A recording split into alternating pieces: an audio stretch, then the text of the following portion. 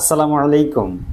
রেমিট্যান্সের ফালে হাওয়া ২৪ দিনে এলো ২০,৬০০ কোটি টাকা।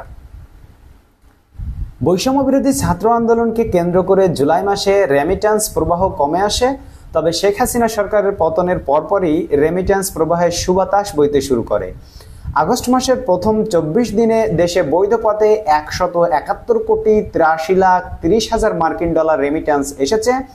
এর মধ্যে গত ৪ আগস্ট থেকে ১০ আগস্ট পর্যন্ত এসেছে ৩৮ কোটি ৭১,২০,০০০ মার্কিন ডলার এবং ১১ থেকে ১৭ আগস্ট পর্যন্ত এসেছে ৬৫ কোটি ১৪ লাখ মার্কিন ডলার। ১৮ থেকে ২৪ আগস্ট পর্যন্ত এসেছে ৫৮ কোটি ৪১ লাখ মার্কিন ডলার রেমিট্যান্স। রোববার ২৫ আগস্ট কেন্দ্রীয় ব্যাংকের প্রকাশিত হালনাগাদ প্রতিবেদন থেকে এসব তথ্য জানা গেছে। কেন্দ্রীয় ব্যাংকের তথ্য পর্যালোচনা করে দেখা গেছে, চলতি আগস্ট মাসের ২৪ আগস্ট পর্যন্ত দেশে যে পরিমাণ রেমিট্যান্স এসেছে তার মধ্যে রাষ্ট্রায়ত্ত ব্যাংকগুলোর মাধ্যমে ২৭ কোটি ৬৯ লাখ ডলার, বিশেষায়িত একটি ব্যাংকের মাধ্যমে ৬ কোটি ৪,১০,০০০ মার্কিন ডলার, বেসরকারি ব্যাংকগুলোর মাধ্যমে এসেছে ১,১৩৭ কোটি ৭৭,৯০,০০০ ডলার এবং বিদেশি ব্যাংকগুলোর মাধ্যমে এসেছে ৩২,৩০,০০০ মার্কিন ডলার রেমিট্যান্স। কেন্দ্রীয় ব্যাংকের তথ্য বলছে, আগস্টের ২৪ দিনে আগের বছরের একই সময়ের তুলনায় প্রায় ৩০% রেমিট্যান্স বেশি এসেছে। গত বছরের ২০২৩ আগস্টে ২৪ দিনে রেমিট্যান্স এসেছিল ১৩২ কোটি ডলার। ২০২৪-২৫ অর্থ বছরের প্রথম মাস জুলাই দেশে ১৯১ কোটি ৩৫,৮০,০০০ মার্কিন ডলার রেমিট্যান্স এসেছে, যা আগের ১০ মাসের মধ্যে সর্বনিম্ন।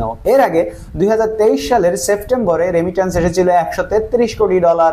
২০২৩-২৪ অর্থ বছরের জুলাইয়ে ১৯৭ কোটি ৩১ লাখ, আগস্টে ১৫৯ কোটি ৯৪ লাখ, সেপ্টেম্বরে ১৩৩ কোটি ৪৩ লাখ, অক্টোবরে ১৯৭ কোটি ১৪ লাখ, নভেম্বরে ১৯৩ কোটি, ডিসেম্বরে ১৯৯ কোটি ১২ লাখ, জানুয়ারিতে ২১১ কোটি ৩১ লাখ, ফেব্রুয়ারিতে ২১৬ কোটি ৪৫ লাখ, মার্চ মাসে ১৯৯ কোটি ৭০ লাখ, এপ্রিলে এসেছে ২০৪ কোটি ৪২ লাখ, মে মাসে এসেছে ২২৫ কোটি ৩৮ লাখ এবং জুন মাসে এসেছিল ২৫৪ কোটি ১৬ লাখ মার্কিন ডলার রেমিট্যান্স।